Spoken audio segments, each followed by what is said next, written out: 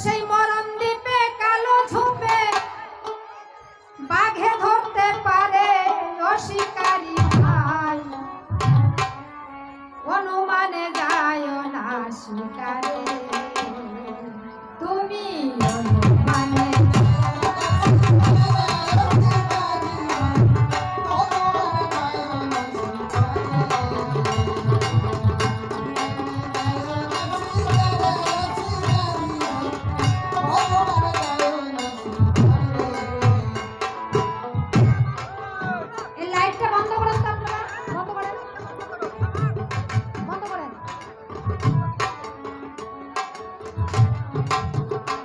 সেই মরণ দ্বীপে কালো ঝোপে, মরণ দ্বীপে কালো ঝোপে বাঘে ধরতে পারে অশিকারী ভাই,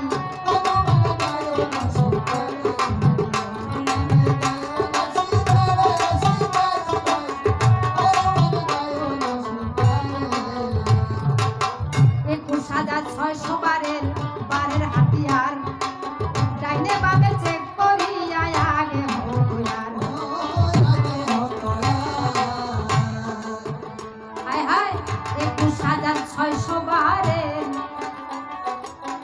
বারের হাতিয়ার ডাইনে বামে চেক করিয়া আগে হইয়ার। নইলে বামের বাগে ধরবে আগে,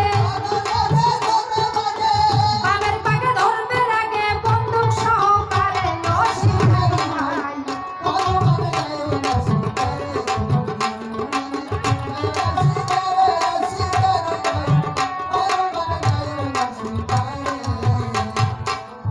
এক ঝোপে বসে বাঘ এই বিশ্ব করলো শেষ। আমার বাপ ঠাকুরদা বাঘের পাল্লাই গেল আপন দেশ। হায় হায় এক ঝোপে বসে বাঘ এই বিশ্ব করলো শেষ। আমার বাপ ঠাকুরদা বাঘের পাল্লাই গেল আপন দেশ। পাগল শামসুল কয় আমিও শেষ, শামসুল কয় আমিও শেষ, থেকে হুঁশিয়ারে অশিকারী ভাই, অনুমানে যায় না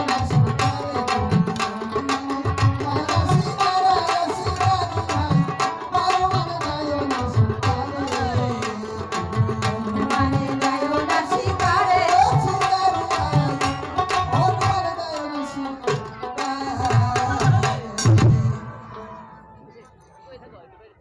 এখন চুপ থাকেন সর্বজন, আমার দ্বিতীয় আসরের বিজ্ঞাপন আসছিল। দাদু গুসাই বলে যে গেছে কি ছাই। হ্যাঁ, সবার কাছে ভালো লাগছে, আমার কাছে ভালো লাগে নাই।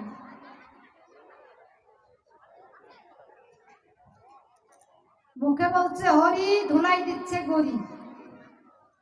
দেখলাম ভক্তের বাহাদুরি,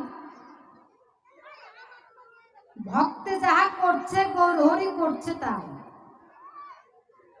আসছিল গৌরাঙ্গ, উঠিয়ে গেছে প্রেমের তরঙ্গ, সবার হাতে নিতে বলেছে করঙ্গ, রঙ্গমঞ্চে আর থাকার ইচ্ছা নাই। আপনারা করবেন না উঠা উঠি, আমি কথা যা বলবো এখন খাঁটি পরিপাটি সভাতে জানাই। ছিল যাহা জিজ্ঞাসা করেছে খুলসা, আপনাদের মিটেছে আশা, আমার আর আপত্তি কোন জায়গায়, তাই না? প্রথম করেছিলাম জিজ্ঞাসন, হরি হয়ে হরি বলো কি কারণ? মানুষ যে পাপ করে সেই পাপের ভয় করে হরি নাম করে। তুমি গৌর গোসাই করেছো কোন পাপ? সেই পাপে মাপ না পেয়ে হরি নাম নিয়ে করতেছো মাপের পাপ। তার প্রতি উত্তরে বলে গেছে, ছেলে যেমন বাবা ডাকে, বাবা যখন ছেলেকে বাবা ডাকে ওই ডাক শুনে নাকি বাবাকেও ছেলে বাবা ডাকে। নিজে আচুরিয়া ধর্ম জীবকে শিখায়, নিজে হরি নাম বলে বলে সবাইকে শিখাইতেছে বলে গেছে। তাই আচ্ছা, ভালো কথা। তারপরে দিয়েছিলাম বক্তৃতা, একই নারী, বিষ্ণুপ্রিয়াও নারী, সাথীকন্যাকেও নারী। বিষ্ণুপ্রিয়াকে ছাড়ি, সাথীকন্যাকে নিয়ে কেন বাদ বেঁধেছ বাড়ি? কিছু কি জবাব দিছে গোসাই? আমার মনে হয় দেয় না। এটা আমার দাদু গোসাই ভুলে গেছে। আরেক কথা বলছিলাম আপনাদের কাছে, সুসন্তান হইলে পরে পিতা মাতার কথা কখনো অবাধ্য হয় না সংসারে। পিতা মাতা যাহা কয় সুসন্তান হলে পরে তা মেনে লয়। কিন্তু আমার এই দাদু গোসাই নিজের মায়ের বাক্যই রাখে না। সচিরানী বলেছিল যাহা গৌর হরি রাখে নাই তাহা। জবাব তো কিছুই দেয় নাই। 1.5 ঘন্টা পেছাল পারছে, কি থিয়া যে কি কইছে। হ্যাঁ, আসল যা প্রশ্নের কাছে মাগো মোটেও যায় না। তারপরে আরেক কথা বলেছিলাম, সবার হেতা শুনেছেন শুধু ভক্তগণ, তুমি কিসে তপস্যা করো, কিসে সাধনা করো জানবার জন্য মনে রাখিন। বলে গেছে সবার কাছে, যেভাবে গৌর যাকে ডাকতেছে, গৌরকে যেভাবে ডাকে সেইভাবেই পায়। যোগী হয়ে ডাকলে পরে যোগী হইয়াই সম্মুখে দাঁড়ায়। যদি কেউ ভোগী হইয়া ডাকে, ভোগী হইয়াই সম্মুখে থাকে। যদি কেউ হয় ব্রহ্মচারী, নিজে ব্রহ্মচারী হয়ে যখন দর্শন করে গৌর হরি, গৌর হরিকেও ব্রহ্মচারী রূপে দেখতে পায়। যে যেভাবে চায় সেই সেইভাবেই পায়। সভাতে আমি বলবার জন্য চাই, ভগবান তো সব জায়গায় বাদ বলি চলে না গোসাই। ভগবানের কি সব জায়গায় মাতা বলি চলে? চলে না। কোন কোন জায়গায় চলে না? সঠিক ভক্তের কাছে চলে না, আর চলে না সতী মায়ের কাছে। সতী নারীর কাছে ভগবান পইরা যায় পাশে। তার প্রমাণ তো বৃন্দে সতী নিজেই রয়ে গেছে। শঙ্খচূড় নামে তার স্বামী ছিল দৈত্য। জানেন আপনারা শুধু ভক্তগণ, কিন্তু ভগবান হয়েও দৈত্যের সঙ্গে পারে না। 7 দিন ঘুরে পড়েছিল রথ, ভগবান হয়েও পারে না। শেষ পর্যন্ত গেল জানা, এর ঘরে আছে সতী, ওই সতীত্ব নষ্ট না করলে মরবে না বৃন্দের স্বামীর পতি। মাগো, সতীর নাতি, সতীর স্বামী পর্বতের চূড়া, আর সতী নারীর স্বামী হয়েছে ভাঙ্গা নায়ের গোড়া। প্রমাণ ক্ষেত্রে তাহাই জানতে পাই। শেষ পর্যন্ত ভগবান কি করলো? নিজে ভগবান সতীর সতীত্ব নষ্ট করেছিল, প্রমাণ রয়ে গেছে। কিন্তু যদি ভগবান রূপে যায়, বৃন্দের কাছে গিয়ে ধাওয়া খায়, ভগবান তখন আর করে না দেরি। এক শঙ্খচূড় যুদ্ধ করতেছে, কৃষ্ণ আরেক রূপ শঙ্খচূড়ের রূপ নিয়ে বৃন্দের কাছে আসছে। সুন্দর করে তো টট্টরে মুখে কইয়া গেছে, দিবা ভাগে করিলে রমন, সমংশ হইবে তার মরণ। এগুলো তো ভগবান কইয়াই গেল, ওখানে গৌর হরি বলে গেছে না, অথচ নিজে করছে তাই। বৃন্দের কাছে এসে ডেকে বলছে, অবৃন্দে, তোমার জন্য আমার মন কান্দে, দিবা ভাগে করতে চাই কামের আলিঙ্গ। বৃন্দের সতী কয় ডাক দিয়া স্বামী রূপ দেখতে পাই। স্বামী রূপের দিয়েছে দাম। সভাতে এখন বলিলাম, স্বামীর কাছে হাত জোর করে বৃন্দের সতী বলছে তারি, স্বামী গো ধরি তোমার পা। দিবা ভাগে রমণ করা চলে না, দিবা ভাগে রমণ করলে পরে অকালে তার মরণ হয় সংসারে। দিবা ভাগে রমণ করেছিল কিংসুক রাজন, সবংশে তার হইল নিধন। স্বামী গো ধরি তোমার পা, সামান্য একটু বেলা আছে, এই বেলা ডুবার পাছে। তারপরে তুমি যাহা চাইবে আমার কাছে, আমি তোমাকে তাহাই দিতে চাই। আসল স্বামী হইলে তো মনের ব্যথা বুঝতো, তাই না? এটা হয়েছে নকল স্বামী। মনের ব্যথা বুঝলো না, ডেকে বলল বর্ণনা। তোমার কাছে আমি বলতে চাই, আমি তোমার স্বামী, আমার বাক্য অমান্য করলে পরে নরকেতে যেতে হবে বললাম তোমার। এটাও তো সত্যি কথা। আর তখন করলো না দেরি, ঘরের দরজা খুলে স্বামীকে ঘরে নিল তাড়াতাড়ি।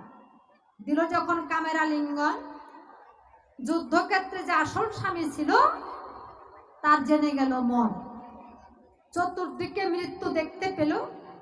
তখনই শঙ্খচূড় ভেবেছিল যে আমার ঘরে কোন চোর আসছে, কোন চোর এসে বোধহয় ঘরে চোর ঢুকছে। যুদ্ধ ছেড়ে দিয়া বাড়িতে গিয়ে দেখে ঘরের দরজা বন্ধ। ডাক দিল, বৃন্দেরে দিবা ভাগে, দরজা বন্ধ কেন তোমার? বলি তোমারই। স্বামীর কণ্ঠস্বর যখন শুনতে পেল, ধরপর করে উঠে দরজা খুলে দিয়েছিল।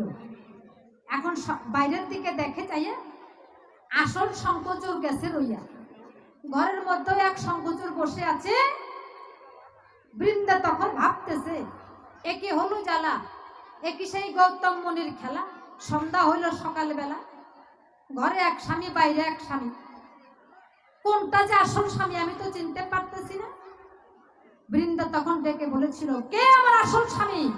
পরিচয় দেওয়া চাই, তা না হলে অভিশাপ করব, অভিশাপ থেকে পাবে না রেহাই।